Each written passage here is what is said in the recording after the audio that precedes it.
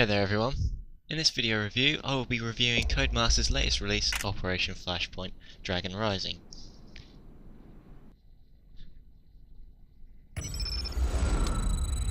This game is being played on the Xbox 360 in the video, though it is both on PS3 and 360. My initial impressions were that the loading took quite some time for a next-gen game. This was not a serious problem though in my opinion, as most next-gen games do not have a map of this size, and if I was to say this map was large, I would be lying. This map is massive.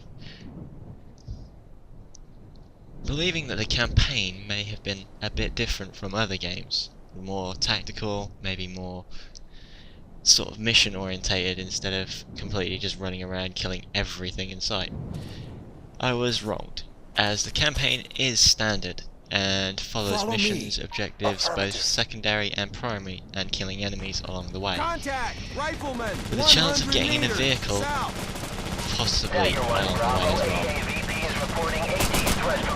Difficulty-wise, there are three difficulties, starting from normal, working its way through to the harder difficulties. Normal itself is fairly difficult, and if you're a very serious gamer, you might want to consider trying the harder difficulties, though be warned, it is very hard on normal. I spent about 30 minutes on one mission, trying one objective. It kept continually dying because you take a couple of shots and you are literally dead. Once you learn how to hold back and pick off your targets, you'll realise that the AI are pretty poor at aiming, and that will give you a chance to break through their lines. My key suggestions are to stay low, to keep your accuracy, and stay far away from your targets, picking them off one by one. Though this method will generally lead to you running out of ammo quite quickly, because you'll end up using a lot of bullets trying to hit your targets.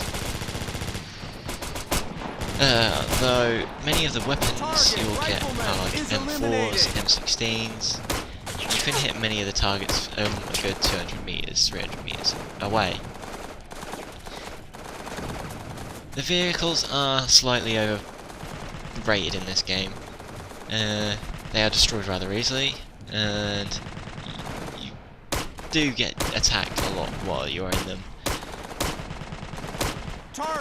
The only real reason for using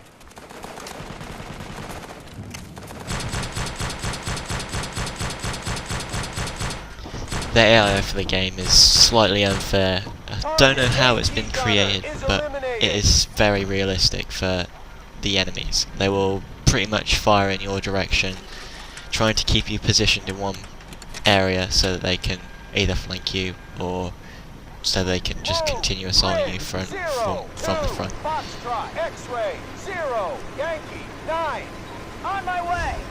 As I learnt the hard way, your team don't exactly do much as well about this. They will continue shooting on the targets that they see, and if they don't hit anything, they will eventually get shot at themselves and probably die quite quickly.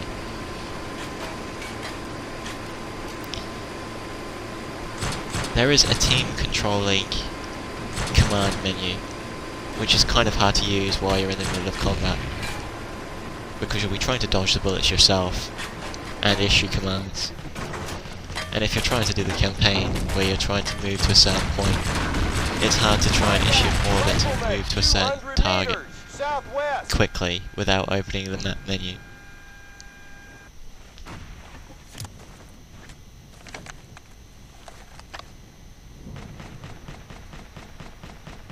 Enemy AI is also very complicated, because when you try to flank them or assault them from the side without them knowing, you'll sneak up on them and they will know you are there.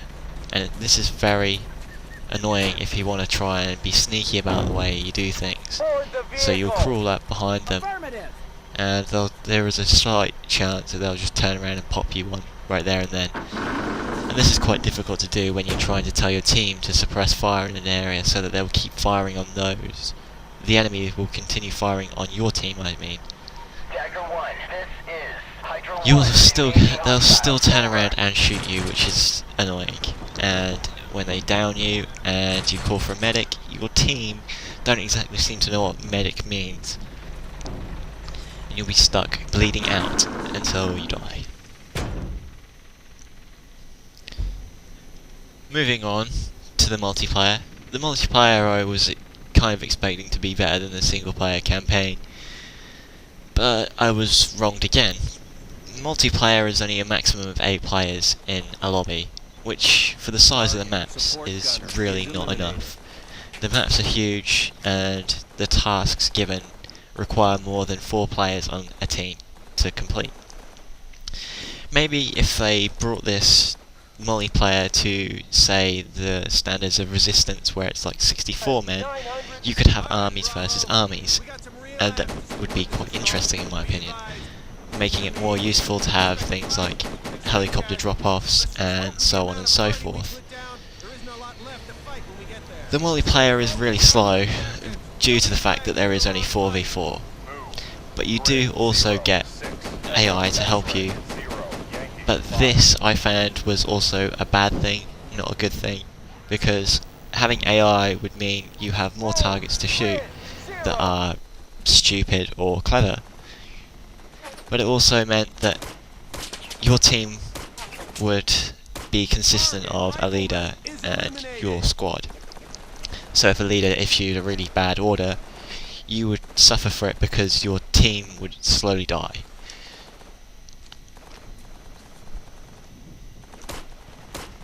There are vehicles in the multiplayer, and they would have made more impact if there were more players instead of just, as I said, 4v4.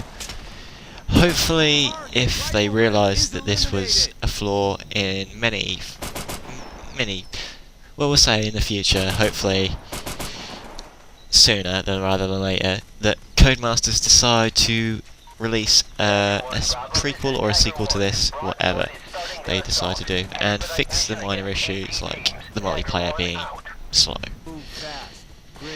In my opinion, the multiplayer could have been a bigger hit with the Xbox 360 side of things, because there would have been the aspect of the community behind it, but there isn't much of a community behind it. You have to create a lobby and you will be the host, so if you join a lobby with a host that's really bad, you are going to have a bad game. Overall, this game deserves a 6 out of 10 in my opinion, purely because of the effort made on the maps and the AI. However, if they were to fix the minor issues with the AI, slowly turning around and shooting you while you're sneaking up on them, and maybe making the command menus a bit more easier to use, maybe having something similar to what Battlefield 2 has, where you have a commander and the commander issues out orders, and that would have been probably a better, more useful tactic to have on this game. The game is very realistic, so if you are attempting to go out and buy this, I would recommend you rent it first. Purely because you may take the view of it being too realistic a bit too far.